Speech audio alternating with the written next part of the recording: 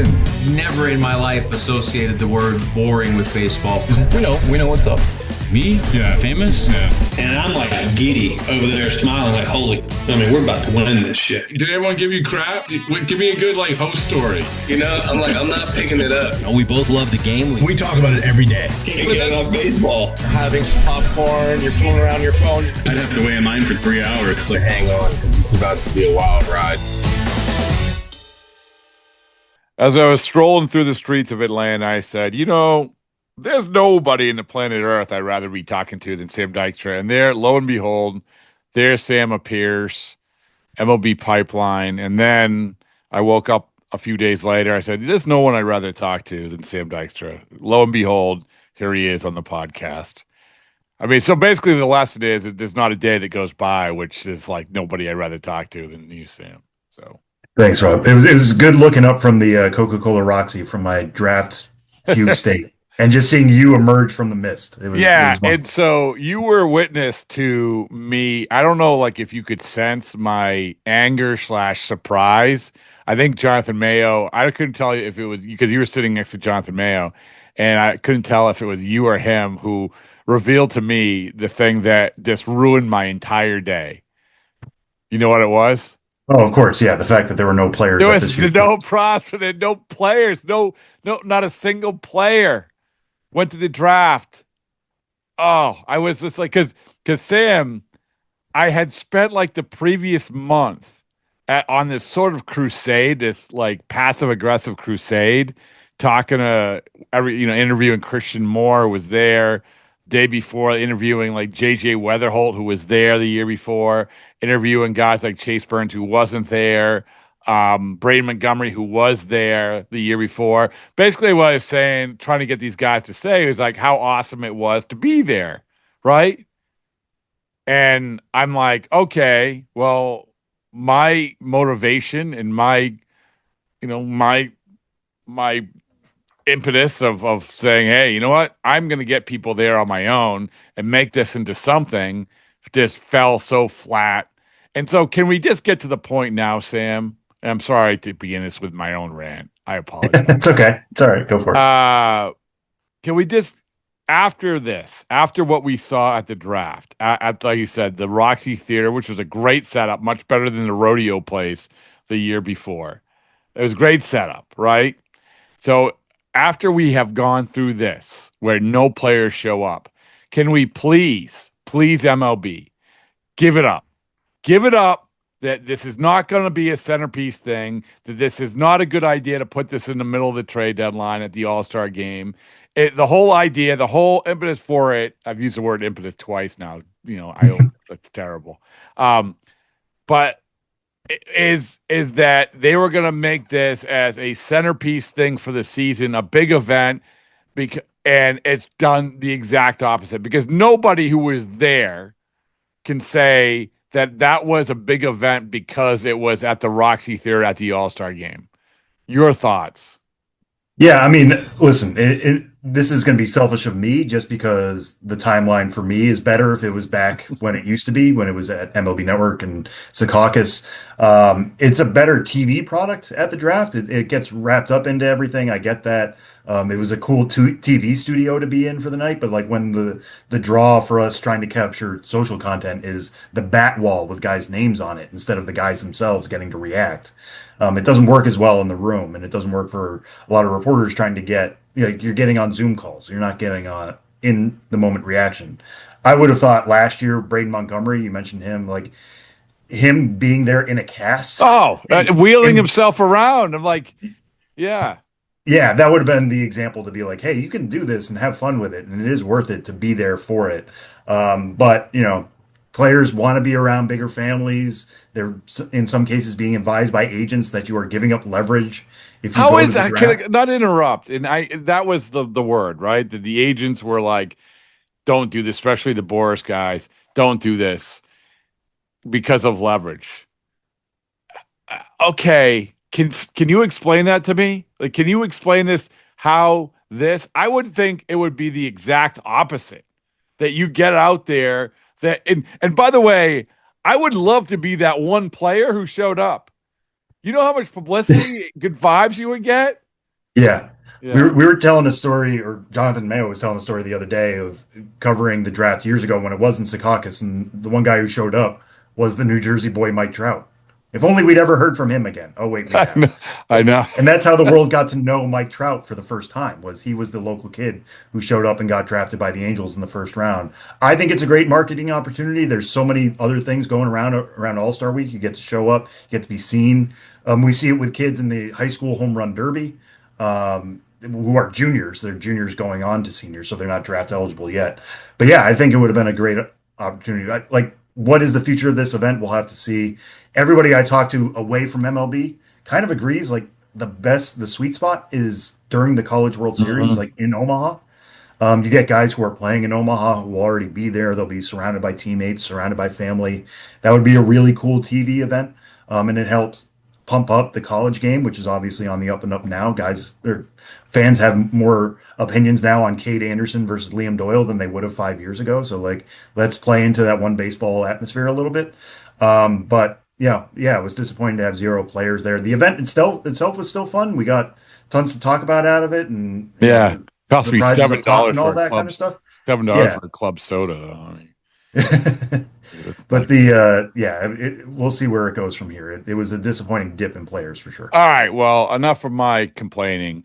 Tell me this cut to the chase about that draft. I do want to. We're gonna get into trade deadline stuff in a second, but um, the the cliche question every time a draft happens is who is going to be the player who gets there fastest to the major leagues fastest? Okay, there you go.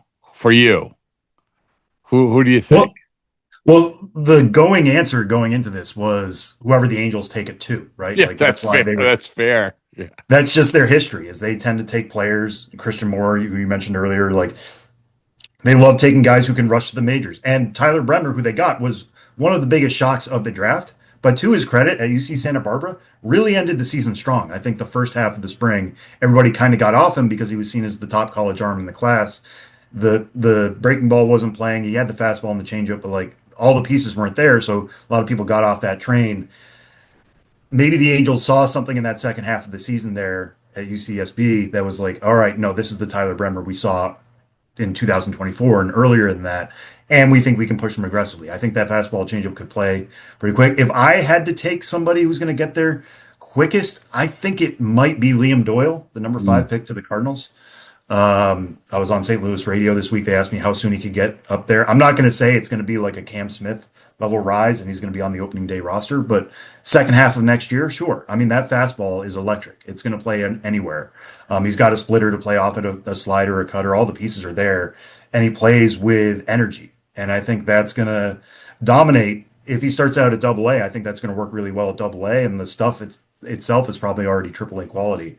So I could see him getting up pretty quick. The So nobody this year, no candidates for, hey, even in the second or third round. I mean, this is no one's going to be doing we're going to have the Durbin Feldman conversation from, that's a deep cut, I know, for a lot of people. But he was a guy, third round pick, TCU reliever, and said, hey, he might be able to come up and help. It was like a lot, and which is unfair to him. I think it was actually a detriment to his progression. Everyone's talking about this. But we have examples, Chris Sale, all these guys. Nobody I'll like go that. even further back. Remember Craig Hansen getting Oh, drafted in Craig Hand. PPG? Yeah, again, didn't work out. Didn't work out for him. No. The one I'll throw out there that's interesting to me, I'm not going to say he's going to debut this year, but it's Gage Wood out of Arkansas. Everybody remembers him for the no hitter over there in Omaha. First no hitter in a long time, and I can't remember if it was 17 strikeouts or 19 strikeouts, but it was looking electric himself. That fastball plays really, really well, and he's got a really good curveball. Drafted by the Phillies, but he had a shoulder injury in the first half, and I think that scared a lot of teams off. He ended up going 26th overall. I thought it was going to be like a Cade Horton situation with the Cubs a few years ago. He had injury problems, but caught momentum late into the postseason, and the Cubs took him in the top 10. Nobody did that with Gage Wood, but now he's on a contender, and he has some bullets left in the chamber. I mean, because of that first half injury, Do you trot him out to like Double A Reading or Triple A Lehigh just to see what the stuff is like right now? I'm not saying they're going to do that. I don't think they're going to get that aggressive with him. They see him as a starter and they don't have room for another one when they've got Mick Abel and Andrew Painter higher in the system. But like how they handle him the rest of the But they year, do need a reliever.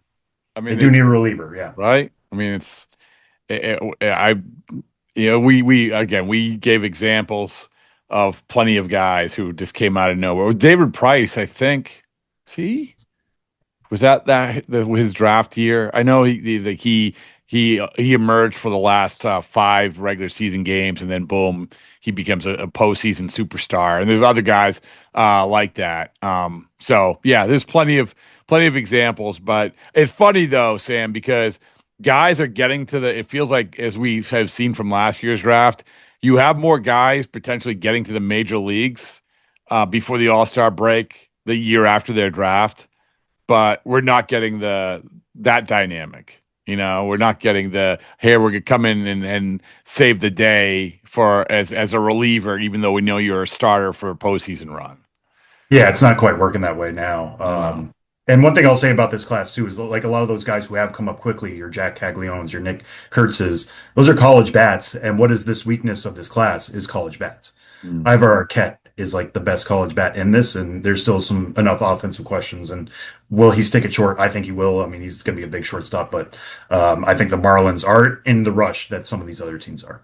And so the last thing about the draft is that I know you guys have new rankings coming out, but it's not going to include the college, the recent draft picks. But then you will in short order will be having these guys being ranked. I don't know if this is fair, but if you feel comfortable, like, who do you think of this draft class is going to debut highest on the top 100 list? Yeah, that's going to be a fascinating one. I mean, we had Ethan Holiday number 1 in the class coming in. He ends up going 4 to the Rockies, but was right down to the wire there with Eli Willits for the first overall pick. Eli Willits ends up taking a deal, $8.2 million on an $11 million slot. So that's something we have to take into account, right? It's not just, hey, is this I'll turn on the light here, but is this guy like we don't just take draft pick slot into account. Like if we think Ethan Holiday is the best Right. guy in this draft, which is what we thought going along, he'll be highest in the rankings. I don't think he's going to be like, at least when I submit mine and Jim and Jonathan can submit theirs and we'll put them all together and get industry feedback. I wouldn't put Ethan Holiday as a top 30 prospect in the class. I don't think anybody in this class is worthy of that just yet. But we'll see how things shake out. Eli Willits, to his credit, could be the best player. I mean, he's a really good shortstop. The power needs to come around, but he's only 17. Doesn't turn 18 until December. We could look back and be like, yes, the Nats made the right pick there at 1-1. Do you remember a draft class where you didn't debut a player in the top 30? It's a good question. Not one that comes to mind. There haven't been that many weak classes in the last few years. It's just this one.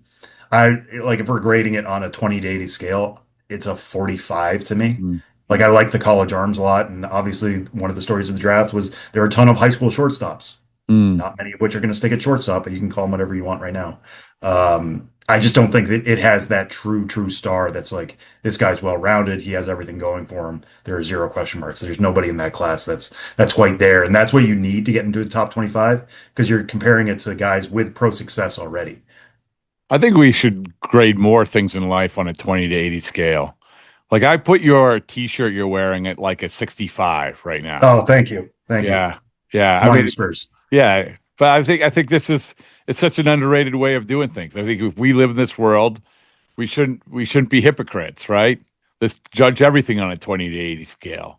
And once I explain it to people who aren't in baseball, they're like, that makes a lot of sense. And I'm like, you know what? It does. And it just, once you see the world through the 20 to 80 prism, everything locks into place. See, we're not only here to entertain, we're here to educate. All right. Speaking of education, I tried to educate myself, Sam, in going back to the last 2 trade deadlines to figure this thing out, to figure out like what exactly is realistic.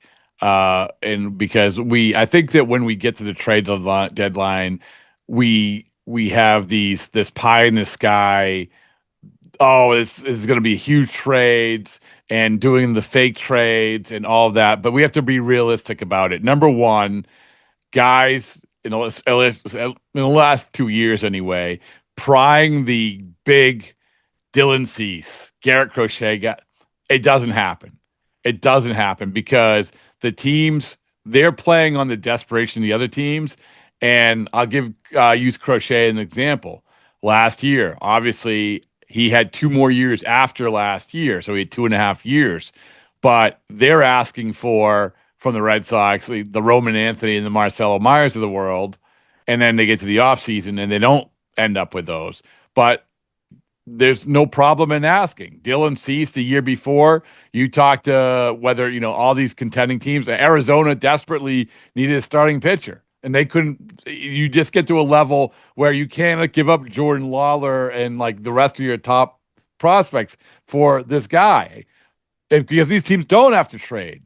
So I mean, that's the first thing, Sam. Where I think a lot of these teams who have these guys, and in this case, I think Joe Ryan is probably the guy, right? Would be fall into the category. They're like, yeah, you want to give up your whole farm system? Sure, go ahead. Am I wrong?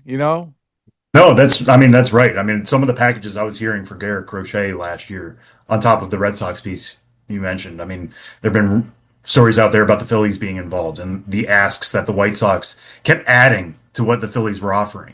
They're like, yeah, that sounds good. Add this guy who's at the top of your list too. And they just kept going until the Phillies were like, no, we're not doing that for Crochet. We're not, as much as Dave Dombrowski is considered trade all the prospects and but he identifies the right guys. Not to interrupt, but he identifies the right guys. 100%. And we're seeing that now kind of with like what was the trade he made in the offseason was Jesus Luzardo and traded Starlin Cabo, who's a low level guaranteed shortstop. Might be the best defensive shortstop in the minors, but has been hurt. The bat isn't playing. His stock's going down. I mean, Dave Dombrowski does that better than ever. And he was saying no to the White Sox. The other thing to remember from last year's trade deadline is there weren't the top prospects moved. I mean, you could argue now Robbie Snelling was the best prospect moved from the Padres to the Marlins, but otherwise Connor Norby, like some of these names names. I got the list right. So of the guys who were traded, the minor leaguers who were traded, who the teams who traded them said, "Oh man, that's going to hurt us."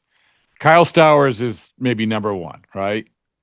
Yeah, I can't remember if he was a prospect at the time, but yeah, that's him and Augustine Ramirez are the two names that I yeah. So Augustine Ramirez, obviously, he goes in the Jazz Chisholm trade, goes to the Marlins. But okay, good, fine, but it's for the Yankees. It's like, oh, not going to be, oh my goodness. I mean, the Orioles, they tried to either get cute or desperate with Trevor Rogers and trade those guys, and they dismissed that. That's fine. I mean, that's the one. But you mentioned Robbie Snelling.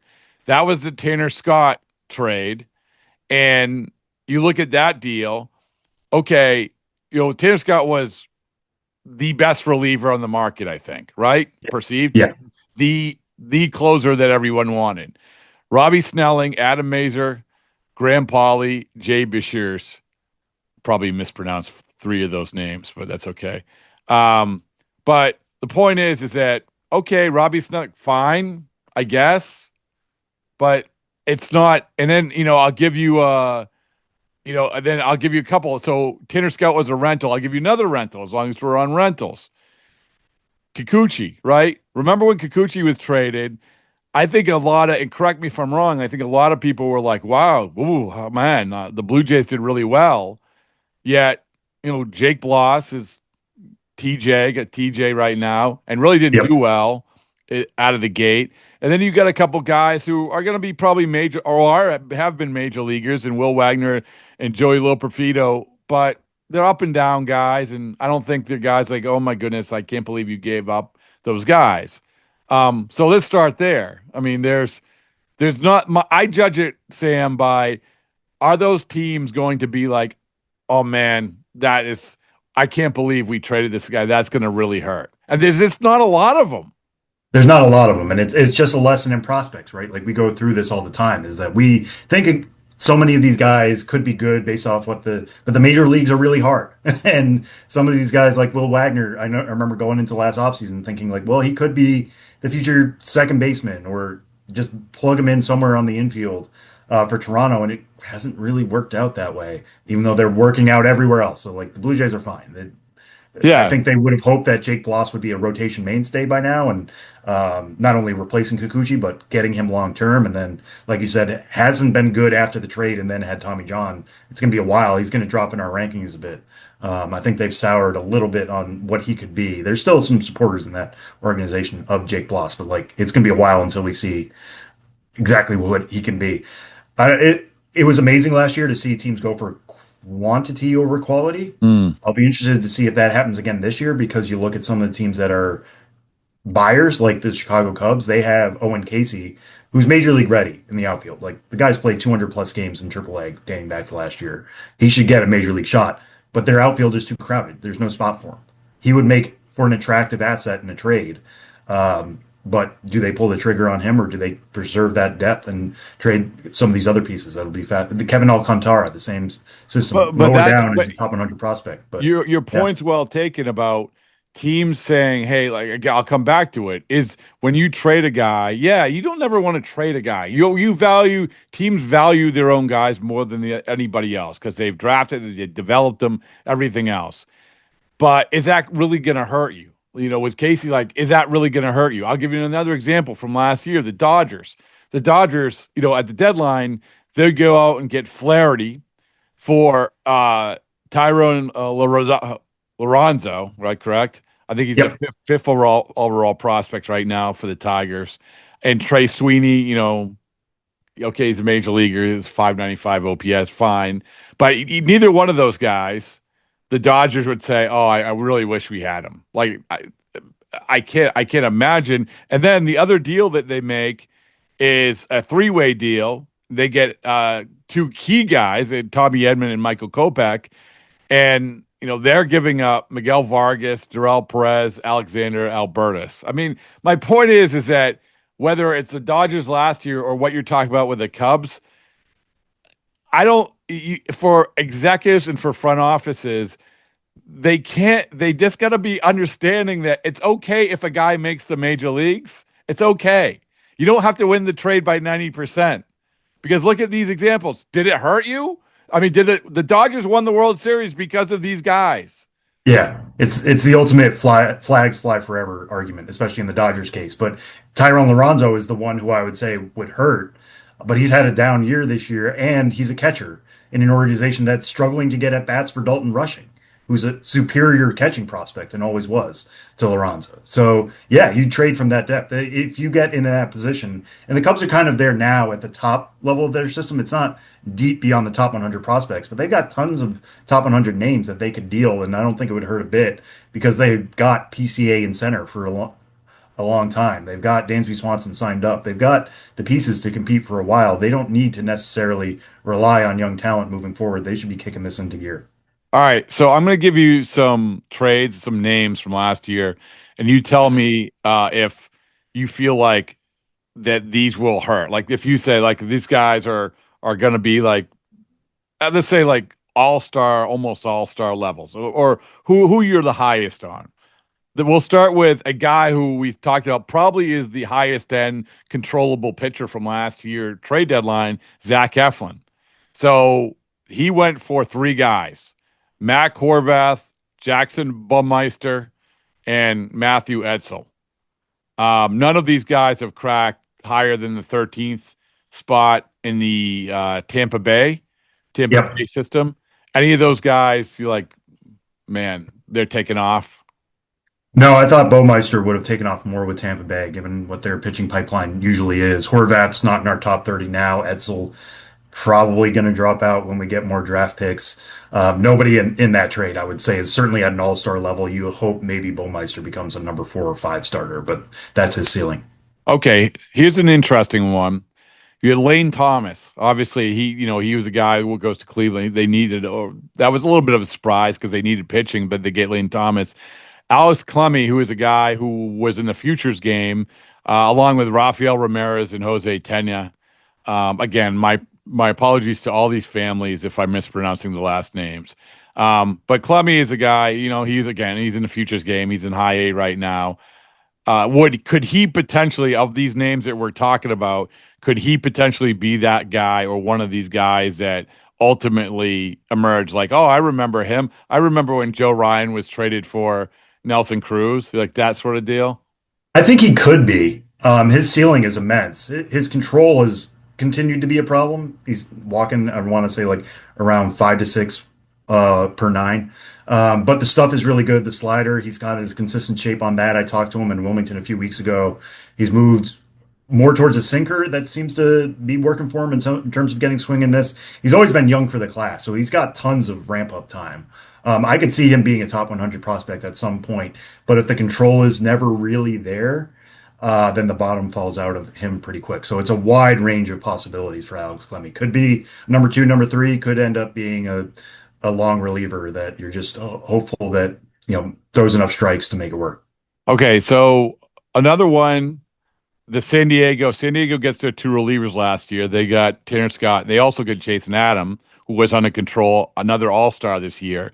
For Adam, they give up Dylan Lesko, Homer Bush Jr., and J.D. Gonzalez. Dylan Lesko, obviously a former first-round pick. Any of those guys are like, ooh. No. Yeah. Homer Bush Jr. is incredibly fast. He's a really gifted outfielder in terms of his defense. Dylan Lesko is, I don't know if you want to call it the yips, but is really struggling to throw strikes. They even sent him back to the complex to work on it. I think he threw an inning the other day, was starting to get it back on track, but it's going to be a long ways away from getting Dylan Lesko back to the guy we saw in high school with that really good changeup and the fastball, and all the pieces were there. The hype train was going on him before the year last year as he was starting to pick up innings, but the control just isn't there for Dylan Lesko. The bottom's already falling out on him. Another one example of what guys that you can get if you're a team, you can get you just talked about Jason Adam. You talked about relievers. Like you can get relievers, I feel like if you are able to identify the right guys from your prospect pool and also it seems, especially last year, where teams, all right, you want a reliever, then just give us three guys. You don't have to give us the one guy. Give us three guys. Another example of this was a guy who became incredibly valuable for the Royals, Lucas Erceg. Mason Barnett, Will Klein, and Jared Dickey. Yeah, nobody in that trade is okay. Is you got a controllable guy who was your closer. Right. I think Mason Barnett may be closer. I like Will Klein back when he was with the Royals, but I don't think anybody there is going to reach what Lucas Erceg has been. Okay. So now I want to go to the previous year where the Mets had a couple big deals. And this is another example of this, right? Where, Justin Verlander and Max Scherzer were both dealt. The Verlander deal was probably the most notable one because you got back a guy in Drew Gilbert who a lot of people like, oh, man, like that's the guy. Like that perceived. Correct me if I'm wrong, but at that deadline, if we had to power rank the best guys, the highest end guys going from one team to another, it probably would have been Gilbert, right? Or no? He was in there. I mean, it was an interesting comparison between him and Ryan Clifford, who was also in that deal. Like, who do you prefer out of the two? By the way, Ryan Clifford has outperformed him, right? Hasn't he? Yeah, certainly since then. Yeah. Drew Gilbert, first round pick out of Tennessee, tons of energy. Everybody likes to say he plays like his pants are on fire. And then has fallen off. He was injured for much of last year. I saw him in the AFL. He looked like he was almost protecting the hamstring that was injured for much of the year. Like wasn't playing with that same energy. He's back at AAA this year and isn't knocking down the door either. A lot of people kind of hoped he would be the guy to take over center field, but I think the Mets are going to have to look elsewhere for that spot. Ryan Clifford, kind of a three true outcome player, like good at walks, good at power. Has been young at AA because they tried to get him out of high A Brooklyn quickly and away from swinging towards the beach at Coney Island. But it's slowly coming along for Ryan Clifford, but he's probably going to be a first baseman. Like they thought he could be an outfielder for them, and I think he's more locked into first now, and that's going to heighten the bar that he needs to hit.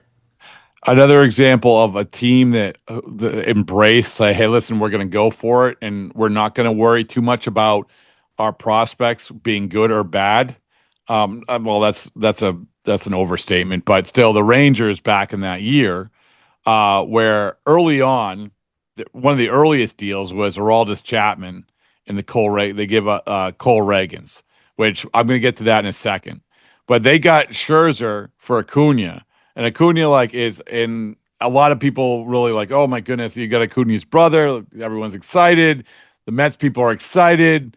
But as we sit here right now, I don't think the Rangers like, oh my goodness, I can't believe we gave up Acuna. Like, you know, Yeah, I mean, especially with the middle infield options that they have, right? Like Seager, Semien, like I don't know if Acuna's quite making that everyday lineup for them. The guy's just the power is there in terms of raw exit velos and stuff, but he just hits the ball on the ground so much it hasn't translated. And he's a good defender. He can play shortstop. He can play second. He can play some center field.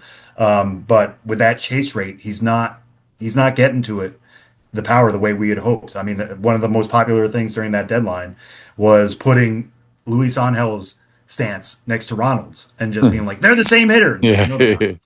Luis Angel is considerably smaller. His chase rate's worse. He's not helping himself at the plate. And now we're at the time where the rubber needs to meet the road, and he's getting squeezed out of that infield. one of my favorite terms. Thank you, Cole Reagans. Did you see that coming at the time?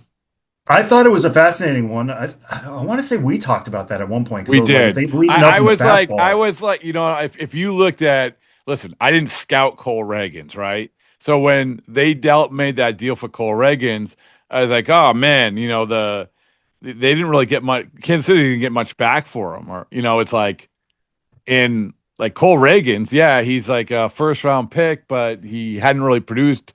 I was obviously wrong. I didn't know what I was talking about. But still, like that, if we're going to power rank in the last two trade deadlines, the top guys who were dealt, I mean, if we had to do that power ranking, I probably would go right now, just because Reagans is hurt. Stowers, Reagans. Yeah, maybe something along those lines. I mean, it would be interesting even to think about it from the other way. Like, what if we saw them acquiring Reagans as a major leaguer?